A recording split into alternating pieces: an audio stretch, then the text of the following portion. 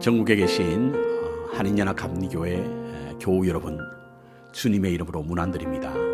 저는 만백성교회 이종범 목사입니다. 사순절 특별 새벽 기도를 통해서 여러분과 함께 아침을 열 수 있게 되어 참 감사를 드립니다. 계속해서 기쁨의 언덕의 일정을 따라서 이사야서 41장을 묵상해 가도록 하겠습니다. 오늘 본문 말씀은 이사야서 41장 1절부터 4절 그리고 10절부터 13절까지 정해 보았는데요. 먼저 제가 봉독해 드리겠습니다. 섬들아 내 앞에 잠잠하라. 민족들아 힘을 새롭게 하라. 가까이 나아오라. 그리고 말하라. 우리가 서로 재판 자리에 가까이 나아가자. 누가 동방에서 사람을 일깨워서 공의로 그를 불러 자기 발 앞에 이르게 하였느냐.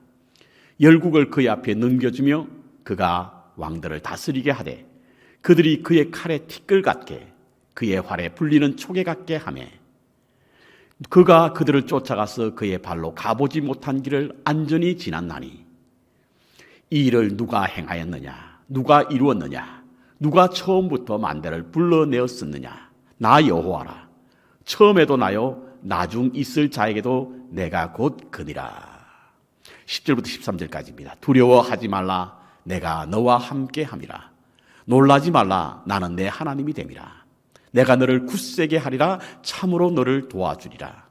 참으로 나의 의로운 오른손으로 너를 붙들리라. 보라, 내게 노하던 자들이 수치와 욕을 당할 것이요 너와 다투던 자들이 아무것도 아닌 것 같이 될 것이며 멸망할 것이라.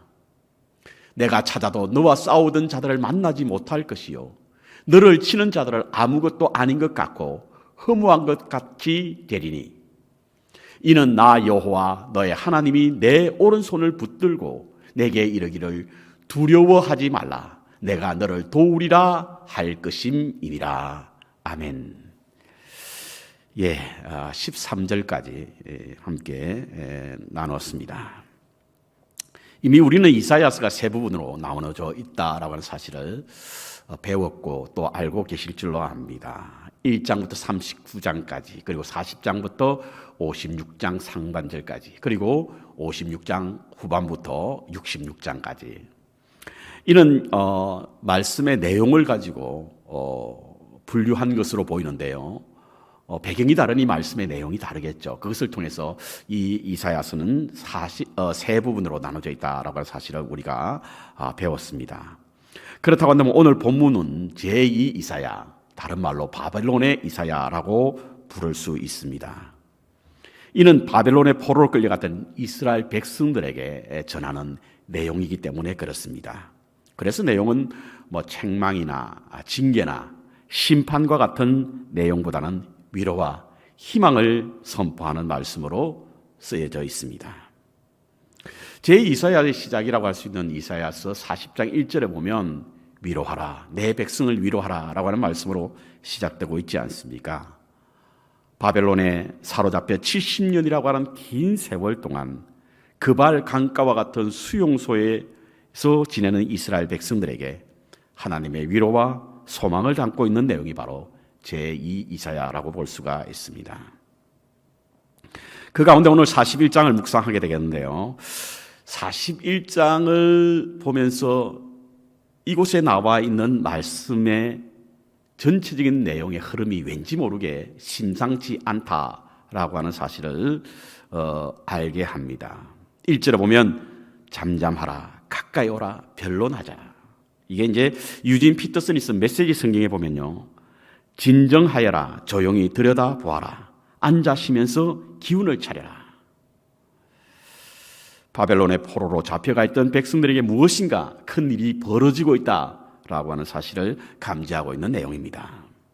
그리고 5절에 보니까 섬들이 두려워하며 땅끝이 무서워 떨었다라고 하는데 이는 모든 나라 당시에 땅에 있는 나라와 섬에 있는 나라 모든 나라들이 다 그와 같이 벌벌 떨고 있었다라고 하는 내용이고요. 7절에 보면 그래서 그들은 자신들이 섬기는 우상을 만들어 사람들이 많아지고 그것을 세워 그들의 신들에게 빌고 서로를 위로했다라고 말하고 있습니다.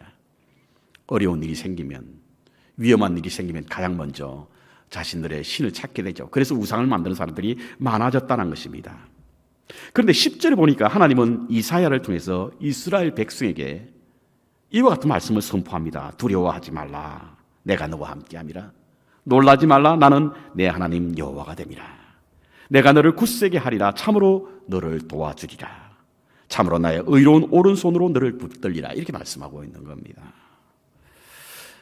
모든 나라가 두려움 속에 사로잡혀 있을 때 이스라엘 백성들에게 하나님은 두려워하지 말라, 무서워하지 말라라고 하는 위로와 소망을 담은 말씀을 선포하고 있습니다. 왜죠? 왜 이와 같은 말씀을 하게 되었을까요?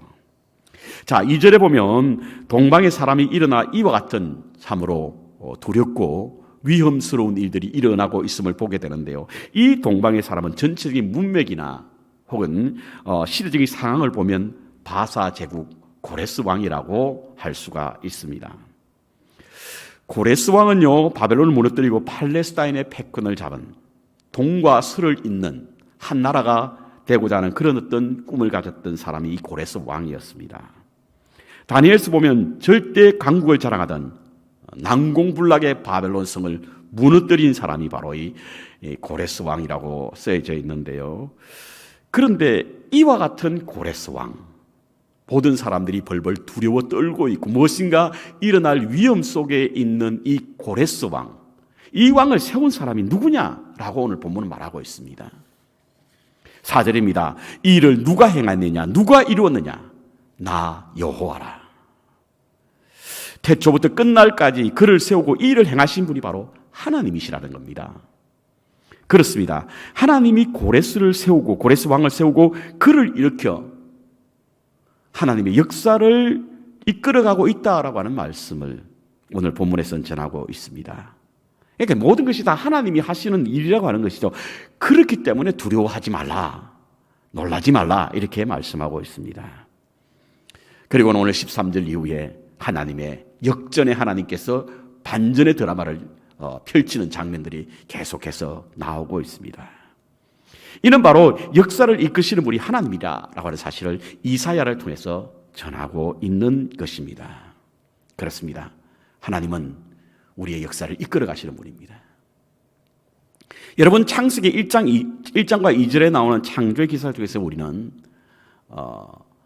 천지가 하나님의 손에 의해서 만들어졌고 운영되어 감을 믿고 또 알고 있습니다. 그런데 창조하신 하나님은 창조된 세계에 창조해 놓으시고 무관심하게 그냥 버려두지 않았습니다. 끊임없이 보고 계시고 그리고 관찰하고 계시며 간섭하고 계신다는 사실을 우리는 알 수 있습니다. 그래서 심지어는 2000년 전에 하나님께서 육신의 몸을 입고 역사 속으로 들어오셨지 않습니까? 그래서 우리는 예수님을 통해서 하나님을 알게 되었고 인류의 역사와 하나님은 무관치 않음을 깨닫게 되었으며 하나님이 우리와 함께 계신다라고 하는 임마누엘의 신앙을 갖게 되었던 것입니다. 그렇습니다. 하나님은 역사 속으로 들어오셔서 역사를 운행하시고 다스리는 분이십니다. 그래서 흔히 하나님의 계시를 이제 간접 계시와 직접 계시로 나누는데요. 역사를 하나님의 간접 계시라고 말하지 않습니까? 하나님은 역사를 통해서 가르치시고 말씀하시고 당신의 모습을 드러내기 때문에 그렇습니다.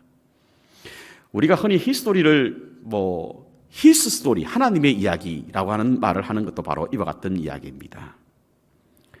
그런데 이제 이 성경 공부를 이렇게 하다 보면 우리 성도님들 가운데 이와 같은 질문을 하시는 분도 계시죠. 왜 우리가 우리나라의 역사를 보지 않고 왜 이스라엘의 역사를 공부하느냐? 성경에 나오는 여러 가지 이스라엘의 역사, 이것을 우리가 공부하느냐라고 질문하시는 분이 있는데요. 매우 좀 호감이 가는 그런 질문입니다. 그런데 성경에 나오는 이스라엘의 역사는요, 이스라엘의 역사가 아니라 하나님의 역사입니다. 하나님이 어떻게 역사 속에 개입하시고 그리고 역사를 운행하시는가, 이스라엘의 역사를 통해서 우리는 하나님의 역사를 볼 수 있기 때문에 그렇습니다. 그래서 하나님은 역사를 통해서 말씀하고 있는 것을 우리는 이스라엘의 역사, 성경에 나오는 이스라엘의 역사를 통해서 알 수 있다고 하는 사실인 것입니다. 그렇습니다. 하나님은 역사를 이끄시는 분이십니다. 많은 곳에서 우리는 하나님의 하나님께서 역사를 움직이시는 증거를 갖고 있고 또 보고 있고 또 믿고 있습니다. 그렇다고 한다면 오늘 본문에 나타난 역사를 이끄시는 하나님을 알 때 우리가 놓치지 말아야 할 두 가지 중요한 것이 있는데요. 그 첫 번째 것이 무엇이냐면 하나님은 사람을 통해서 역사를 만들어 가신다는 사실인 겁니다. 하나님은 초자연적인 역사나 기적을 통해서 역사를 만들어 가는 것이 아니라 사람을 통해서 만들어 가신다는 거예요. 물론 필요에 따라서 하나님의 초자연적인 역사를 이루십니다. 그러나 그 중심에 항상 사람이 있어요.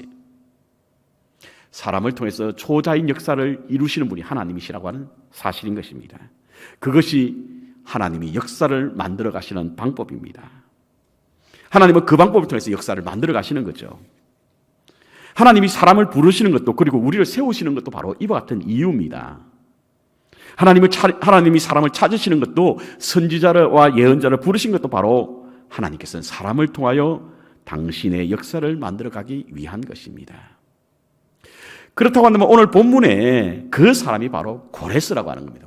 고레스 바사의 고레스 왕이라고 하는 것입니다. 그렇다면 왜 고레스와 같은 원수된 이방 나라의 왕을 세워서 하나님은 역사를 만들어 가실까?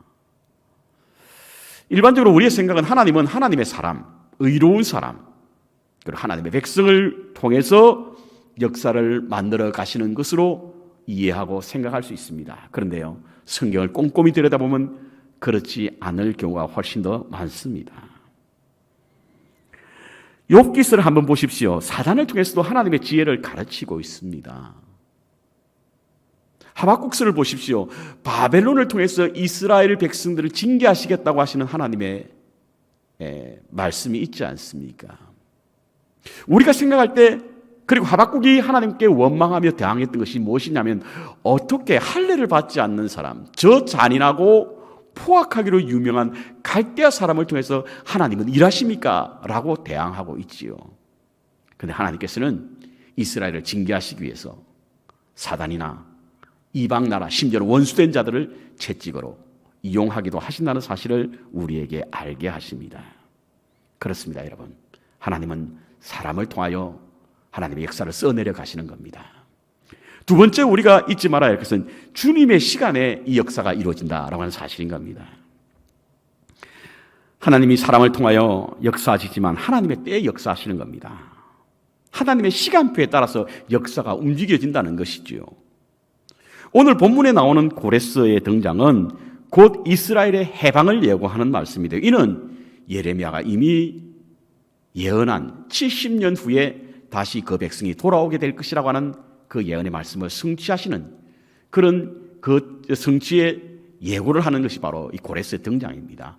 이미 다니엘서도 이와 같은 말씀을 믿고 70년의 해가 다가오자 하나님 앞에 더욱더 기도했다라고 하는 장면이 다니엘서에 나오지 않습니까? 그렇습니다. 하나님은 때가 있다. 하나님이 역사하시는 일에는 때가 있다라고 하는 사실을 우리에게 알려주고 있습니다. 성경에는요, 때가 참에 혹은 때가 이름에라고 하는 표현이 자주 등장하게 되는데요.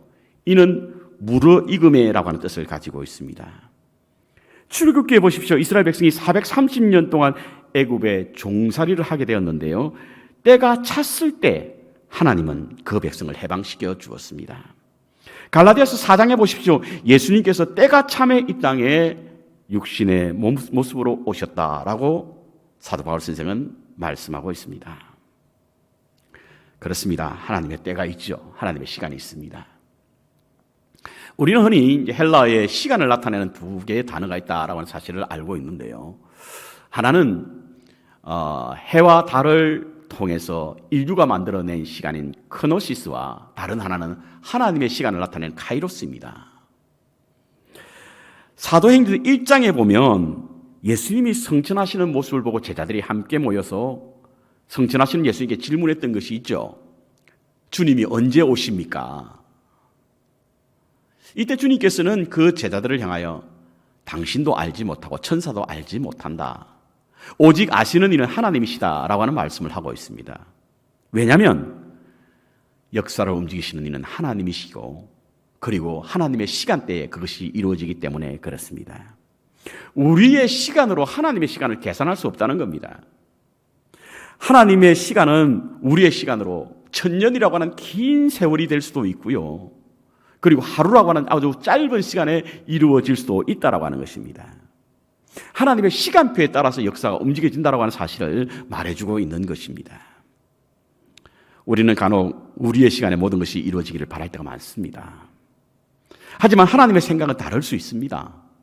그것이 이사야서 55장에 나와 있지 않습니까? 여호와의 말씀에 내 생각은 너의 생각과 다르며 내 길은 너의 길과 달라서 다르다는 거예요. 그래서 우리의 생각대로 되는 것보다 되지 않을 때가 훨씬 더 많습니다. 우리가 가고자 하는 길보다 다른 길로 갈 때가 훨씬 더 많다는 거예요. 왜냐하면 하늘이 땅보다 높음같이 내 길은 너의 길보다 높으며 내 생각은 너의 생각보다 높으니라. 우리는 이 길로 가고 싶지만 하나님은 딴 길로 인도하실 때가 많습니다. 그런데 그 길이 하나님의 뜻이 있는 길이라고 하는 거죠. 우리는 우리 때에 이루어지기를 원하고 있지만 하나님은 다른 때 그 일을 이룰 때가 훨씬 더 많습니다. 왜냐하면 그 때가 좋은 때이기 때문에 그렇습니다. 하나님은 시공을 초월하시는 우리의 현재와 과거 그리고 미래를 한으로 보고 계시기 때문에 하나님의 때가 가장 좋은 때입니다. 그러므로 하나님의 때를 기다릴 수 있는 지혜가 필요한 겁니다. 우리는 간혹 하나님으로부터 승낙을 받았다고 해서 응답을 받았다고 해서 당장 이루어질 것으로 생각하는데 그렇지 않을 수도 있습니다. 여러분 다윗을 보십시오. 그는 미소년 때에 사무엘로부터 기름 부음을 받았습니다. 그리고 왕으로 세움을 입을 것을 말씀했습니다.